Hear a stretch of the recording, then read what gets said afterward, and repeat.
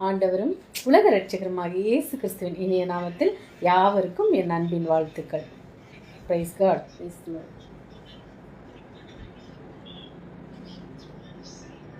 சிலுவை சுமந்த என் இயேசு சிந்தின ரத்தம் புரண்டோடி நதி போலவே பாய்கின்றதே. நம்பி சுவண்டை வா, நம்பி சுவண்டை வா. பொல்லா உலக சிற்றின்பங்கள் எல்லாம் அழியுமாய், பொல்லா உலக சிற்றின்பங்கள் எல்லாம் அழியுமாய். காண நிலையான சந்தோஷம் பூவில் கர்த்தாவின் அன்பண்டை வா. காண நிலையான சந்தோஷம் பூவில் கர்த்தாவின் அன்பண்டை வா. சிலுவை சுமந்த இயேசு சிந்தின ரத்தம் புரண்டோடி நதி போலவே பாய்கின்றதே. நம்பி சுவண்டை வா, நம்பி சுவண்டை வா. பாவ மனித ஜாதிகளை பாசமாய் மீட்க வந்தார். பாவ மனித ஜாதிகளை பாசமாய் மீட்க வந்தார். பாவ பரிகார கர்த்தர் சுனாத பாவம் எல்லாம் சுமந்தார். பாவ பரிகார கர்த்தர் இயேசுநாத பாவம் எல்லாம் சுமந்தார். சிலுவை சுமந்த இயேசு சிந்தின ரத்தம் புரண்டோடி தாகமடைந்தோ எல்லோருமே தாகத்தை தீர்க்க வாரும். தாகமடைந்தோ எல்லோருமே தாகத்தை தீர்க்க வாரும். ஜீவ தண்ணீரான கர்த்தர் இயேசுநாத ஜீவன் உனக்களிப்பார். ஜீவ தண்ணீரான கர்த்தர் இயேசுநாத ஜீவன் உனக்களிப்பார்.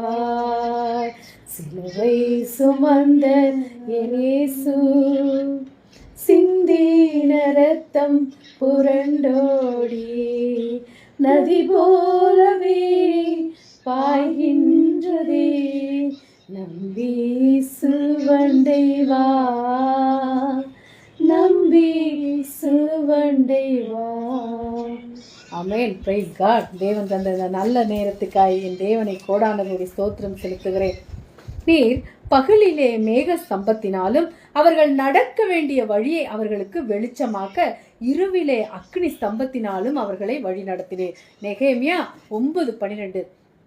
இஸ்ரவேல் புத்திரர் எகிப்திலிருந்து புறப்பட்ட போது அவர்களுக்கு என்ன நடந்தது என்பதை நமக்கு இந்த வசனம் நினைவுபடுத்துகிறது.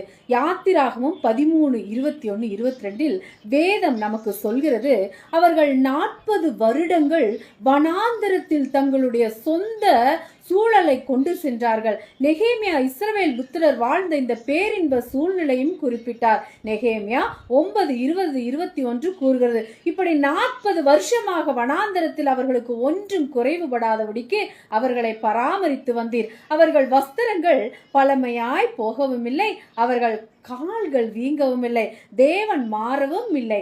பிதாவின் அன்பான இரக்கம் இஸ்ரவேல் புத்திரருடன் முடியவடையவில்லை, இன்று நம்முடன் இன்னும் சிறப்பாக உள்ளது.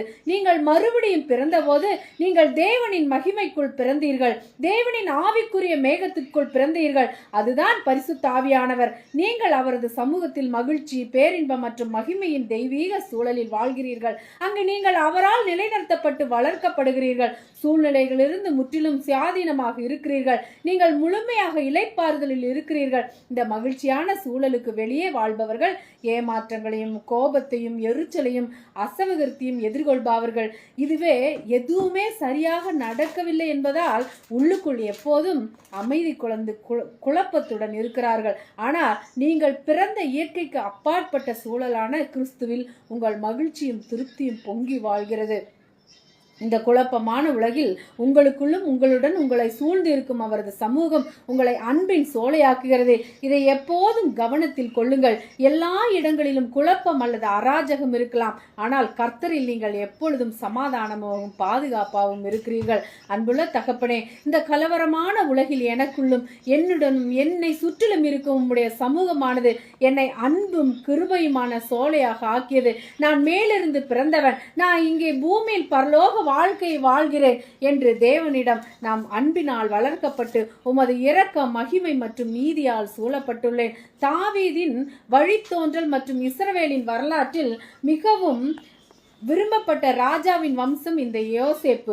இஸ்ரவேல் புத்திரர்கள் தேவனையும் அவருடைய வார்த்தையும் நிராகரிக்கும் தொடர்ச்சியான கலகத்தால் தேவனுடனான உடன்படிக்கை உறவை இழந்தனர். ஆவிக்குரிய சீர்கேட்டுடன் அரசியல் வீழ்ச்சியும் நாடு பல அந்நிய சக்திகளின் அடிமைகளாகவும் மாறியது. ஆளும் வர்க்க உயர் அடுக்குகளில் ஒருவராக இருந்திருக்கக்கூடிய யோசேப்பு உயிர் வாழ கடுமையாக உழைக்க வேண்டியிருந்தது. இந்த பாதகமான சூழ்நிலையில் யோசேப்பு தேவனுக்கு எதிராக முணுமுணுக்கவோ அல்லது கோபப்படவோ இல்லை. ஆம், தேவன் மீதான அவரது விசுவாசம் வெளிப்புற சூழ்நிலைகளால் கட்டளையிடப்படவில்லை. தச்சராக இருப்பது கடினமான வேலையாக இருந்தது. மக்களுக்கு பயனுள்ள பொருட்களை உற்பத்தி செய்வதற்கு அபரிதமான உடல் ஆற்றல், மன சுறுசுறுப்பு மற்றும் திறன்கள் தேவை. அநேகமாக அவர் ஒரு புகழ்பெற்ற கலைஞராக இருந்திருக்க வேண்டும். அவருடைய ஆவிக்குரிய வாழ்க்கையும் உறுதியான நம்பிக்கையும் அவருடைய வேலையை சிறப்பாக செய்ய உதவியது. யோசேப்பு ஒரு நீதிமான் அல்லது ஒரு நீதியுள்ள மனிதர் என்றும் அறியப்பட்டார். அவள் புருஷனாகிய யோசேப்பு நீதிமானாய் இருந்து அவளை அவமானப்படுத்த மனதில்லாமல் ரகசியமாய் அவளை தள்ளிவிட யோசனையாயிருந்தான். அவன் இப்படி சிந்தித்துக் கொண்டிருக்கையில் கர்த்தருடைய தூதன் சொப்பனத்தில் அவனுக்கு காணப்பட்டு, தாவீதின் குமாரனாகிய யோசேப்பே, உன் மனைவியாகிய மரியாளை சேர்த்து கொள்ள ஐயப்படாதே என்றார். அவளிடத்தில் உற்பத்தியாயிருக்கிறது பரிசுத்த ஆவியினால் உண்டானது. மத்தேயு 1:19-20. யூத சட்டத்தின்படி மரியாள் விபச்சாரி என்று முத்திரை குத்தப்பட்டு கல்லெறிந்து கொல்லப்படலாம். ரோமர்களின் கீழ் வாழ்ந்த யூதர்களுக்கு மரண தண்டனை வழங்க சுதந்திரமில்லை. யோசேப்பின் மற்றொரு விருப்பம் அமைதியாக அவளை விவாகரத்து செய்வது. ஒரு நேர்மையான நபராக, மற்றவர்களிடம் உணர்திறன் உடையவராக, தீர்ப்பளிக்கும் எண்ணம் இல்லாதவராகவும் மற்றும் பழிவாங்கும் எண்ணமும் இல்லாதவராகவும் இருந்தார். அவர் மரியாளை நிபந்தனையின்றி அன்புடன் நன்றியுடனும் ஏற்றுக்கொண்டதில்லாமல் கர்த்தாதி கர்த்தர் மற்றும் ராஜாதி ராஜாவுக்கு ஊழியம் செய்ய ஒப்புக்கொண்டார். தேவன் யோசேப்பிடம் பேசினார். அப்போது எந்தவித தயக்கமின்றி, சந்தேகமின்றி, கேள்விகளின்றி அல்லாது வாதங்களின்றி உடனடியாகவே கீழ்ப்படிந்தார். மத்தேயு அத்தியாயம் அந்த கீழ்ப்படுதலை மிக அழகாக விவரிக்கின்றது. யோசேப்பு நித்திரை தெளிந்து எழுந்து கர்த்தருடைய தூதன் தனக்கு கட்டளையிட்டபடியே தன் மனைவியை சேர்த்து கொண்டு அவள் தன் முதற்பேரான குமாரனை பெருமளவும் அவளை அறியாதிருந்து அவருக்கு இயேசு என்று பெயரிட்டான். மத்தேயு 1:24-25. யோசேப்பு சென்று தனது தாய் அல்லது தந்தை அல்லது உறவினர்கள் அல்லது சகாக்கள் ஆகியோரிடம் எவ்வித ஆலோசனையை கேட்கவில்லை. யோசேப்பு தேவனிடம் சஞ்சரித்த போது அந்நாட்டின் சட்டத்தின் மீதான அவரது அணுகுமுறையில் பிரதிபலிக்கிறது. அந்நாட்களில் உலகமெங்கும் குடிமதிப்பு எழுதப்பட வேண்டும் என்று அகஸ்தியனால் கட்டளை பிறந்தது. சீரியா நாட்டிலே சிரேனியு என்பவன் தேசாதிபதியாக இருந்தபோது இந்த முதலாம் குடிமதிப்பு உண்டாயிற்று. அந்தபடி குடிமதிப்பு எழுதப்படும்படிக்கு எல்லாரும் தங்கள் ஊர்களுக்கு போனார்கள். அப்பொழுது யோசேப்பும் தன் தாவீதின் வம்சத்தானும் குடும்பத்தானுமாய் இருந்தபடியானாலே தனக்கு மனைவியாக நியமிக்கப்பட்டு கர்ப்பவதியான மரியாளுடனே குடிமதிப்பு எழுதும்படி கலிலேயா நாட்டில் உள்ள நாசரேத்திலிருந்து யூதேயா நாட்டில் உள்ள பெத்லகேம் என்னும் தாவீதின் ஊருக்கு போனார். லூக்கா 21:5. மரியாள் கர்ப்பமான நிலையில் இருந்த போதிலும் அந்த ஆணையின்படி யோசேப்பு செய்தார். ஆணையை புறக்கணித்த அவர் எந்த காரணத்தையும் கூறவில்லை. யோசேப்பு மரியாளை தனது மனைவியாக ஏற்றுக்கொண்டார், அவளை நேசித்தார், அவளை கவனித்துக் கொண்டார் மற்றும் அவளுக்கு சேவை செய்தார். நாசரேத்திலிருந்து பெத்லேம் வர சுமார் 120 கிலோமீட்டர் தூரம் இருந்தது. அவர்கள் நடக்கலாம் அல்லது மரியாளுக்கு கழுதை அல்லது கோவேறு கழுதை மீது சவாரி செய்யும் பாக்கியம் கிடைத்திருக்கலாம். ஆனாலும் யோசேப்பு நடந்தார். ஒரு கர்ப்பிணி தாய் இவ்வளவு தூரம் பயணம் செய்வது கடினமான பயணமாக இருந்திருக்கும். யோசேப்பு மரியாளுக்கு தேவையான தார்மீக ஆதரவை வழங்கினார். கர்ப்பிணியான மரியாளுக்கு தொந்தரவில்லாத பயணமாக அமைய யோசேப்பு மெதுவாக மரியாளுடன் நடந்திருப்பார். ஹோட்டல்களில் அறைகளை முன்பதிவு செய்வது கண்டுபிடிக்கப்படாத அல்லது நடைமுறைப்படுத்தப்படாத சகாப்தத்தில் விடுதி முழுவதுமாக நிரம்பியிருந்தது. அக்கால ஹோட்டல்களில் வராண்டா கூட இல்லை, ஆனால் வாகனங்களை நிறுத்தும் இடம் இருந்திருக்கலாம். இந்த தம்பதியருக்கு பார்க்கிங் இடத்தை வாடகைக்கு விட்டதன் மூலம் விடுதி காப்பாளர் ஓரளவு பணத்தை சம்பாதித்திருப்பார். அநேகமாக யோசேப்பு தனது முதல் குழந்தையை பெற்றெடுக்க தனது மனைவிக்கு உதவி செய்யும் மருத்துவச்சியாக செயல்பட்டிருக்கலாம். சுகாதாரமற்ற சூழல், பாதுகாப்பான பிரசவத்திற்கான உபகரணங்கள் மற்றும் யோசேப்புக்கு எந்தவித நிபுணத்துவம் இல்லை.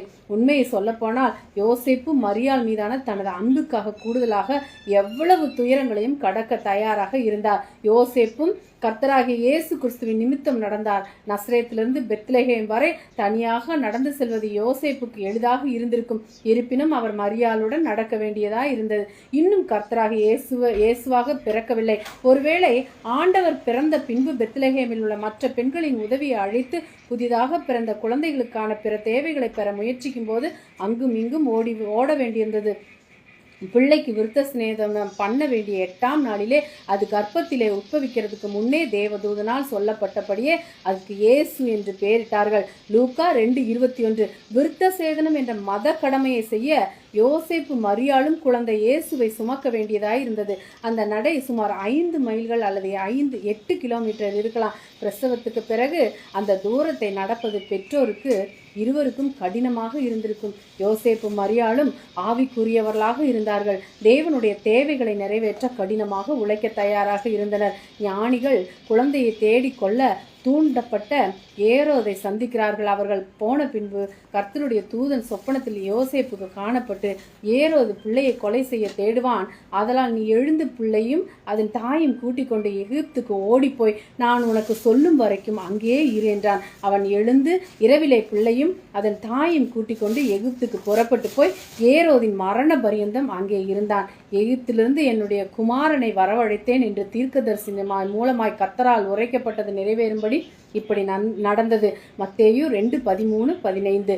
இது ஒரு நள்ளிரவில் நெருக்கடியான வெளியேற்றம். மீண்டும் யோசேப்பு எப்போதும் போல தன்னிச்சையாக கீழ்ப்படிந்தார். கர்த்தராகிய இயேசுவின் பாதுகாப்புக்காக யோசேப்பு நடக்க வேண்டியிருந்தது. உண்மையை சொல்ல போனால் அவரது மனைவி மரியாள் மற்றும் கர்த்தராகிய இயேசுவுடன் எகிப்துக்கு அகதியாக ஓட வேண்டும். யூத முறைமையின்படி யோசேப்பு தனது குடும்பத்தை ஆண்டுதோறும் புனித யாத்திரையாக எருசலேமுக்கு அழைத்து சென்றார். இருப்பினும் இயேசு 12 வயதாக இருந்தபோது விஷயங்கள் வேறுபட்டன. கர்த்தராகிய இயேசு எருசலேம் கோவில் அநேகமாக பெற்றோருக்கு தெரிவிக்காமல் தங்கியிருந்தார். பெரிய யாத்திரைகளின் குழுவில் ஆண்டவர் இயேசு இருப்பதாக யோசேப்பு நினைத்திருந்தார். அவர்கள் தங்கள் தவறை உணர்ந்து 3 நாட்கள் தேடி அலைய வேண்டியதாயிற்று.